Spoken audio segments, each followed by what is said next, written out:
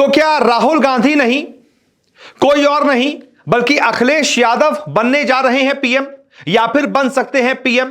यह सवाल इसलिए क्योंकि आपने कल से देखा होगा कि जब से नतीजे सामने आए हैं और नतीजे जो इस तरीके के सामने आए हैं, उसके बाद से सवाल लगातार यह किया जा रहा है, खबरों में वो आदमी है जिसकी 12 सीटें आई हैं, खबरों में वो आदमी है जिसकी 16 सीटें आई हैं, यानी कि 12 सीटों वाले नीतीश कुमार, 16 सीटों वाले चंद्रबाबू नायडू। इन दोनों को फोन भी मिलाया जा रहा है। शरद पवार ने कमान संभाली हुई है इंडिया की, वो सबको फोन मिला रहे हैं। नीतीश कुमार से कह रहे हैं तुमको डिप्टी पीएम बना देंगे, इनसे कह रहे हैं तुम्हारे राज्य को स्पेशल राज्य का दर्जा दे देंगे, इनसे कह रहे हैं तुम्हारे हिसाब का मंत्रालय दे देंगे। नीतीश कुमार से कह रहे हैं जो चाहिए वो मंत्रालय दे देंगे, हमारे साथ आ जाओ। लेकिन जिसने 37 सीटें दर्ज की हैं उसको कोई पूछ ही नहीं रहा। अखिलेश यादव जो कि कांग्रेस के बाद इंडिया गठबंधन के दूसरे सबसे सफल दल रहे, जिन्होंने 37 सीटें दर्ज कर दी, यानी कि इंडिया गठबंधन के दूसरे सबसे बड़े हिस्सेदार वो रहे। इतना शानदार उन्होंने परफॉर्म किया। अखिलेश यादव ने राहुल गांधी के साथ मिले थे, क्या शानदार परफॉर्म किया है। उत्तर प्रदेश से बीजेपी को बहुत बुरी हार दी है। पिछली बार 64 सीटें थी एनडीए की, इस बार अखिलेश यादव ने खुद अकेले 37 सीटें जीत दर्ज कर दी। इतना बड़ा चमत्कार, ये से एक तरीके से चमत्कार ही कहेंगे उत्तर प्रदेश की सियासत के लिहाज से। किसी को उम्मीद नहीं थी। पिछली बार 5 सीटें थी समाजवादी पार्टी की, किसी ने उम्मीद नहीं की थी कि 37 सीटों पर पहुंच जाएंगे अखिलेश यादव। लेकिन अखिलेश यादव के बारे में कोई बात ही नहीं कर रहा है, उनसे कोई पूछ ही नहीं रहा।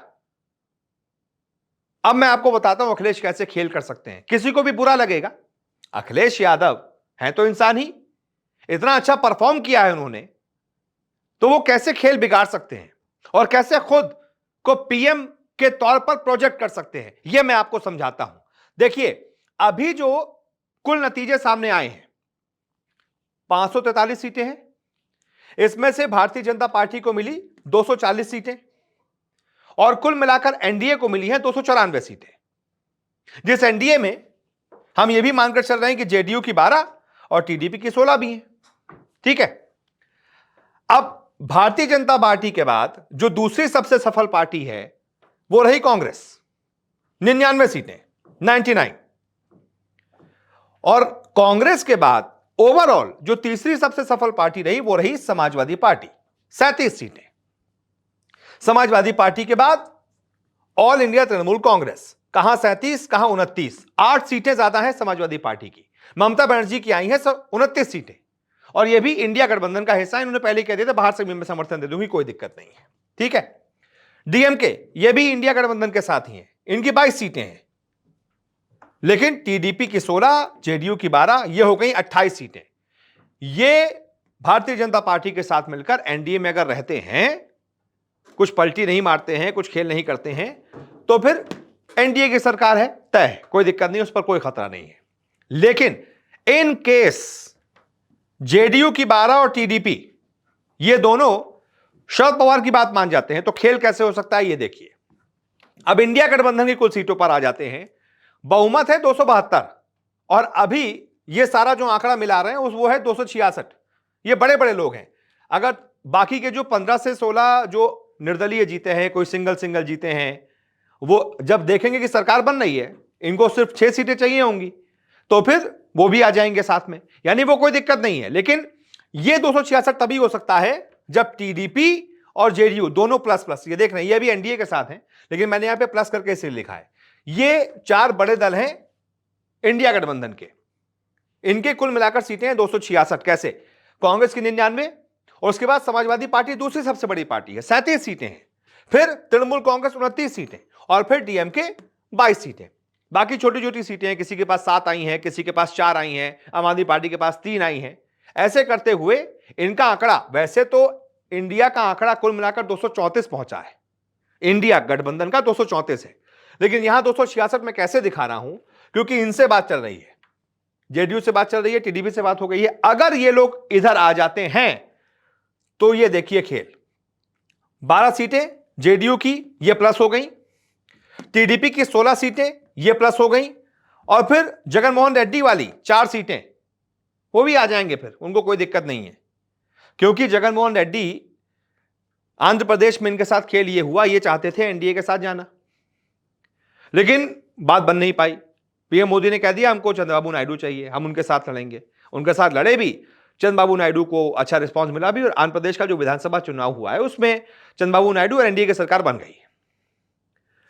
तो इसका जो गुस्सा है वो इनके अंदर रहेगा।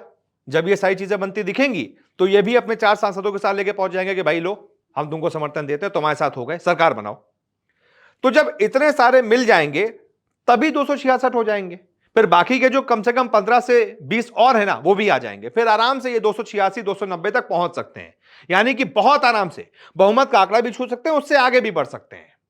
लेकिन अब आता हूं शुरुआत वाली बात पे जिससे मैंने शुरू किया था। अखिलेश यादव यहां किंग मेकर ये नहीं है, ये नहीं है।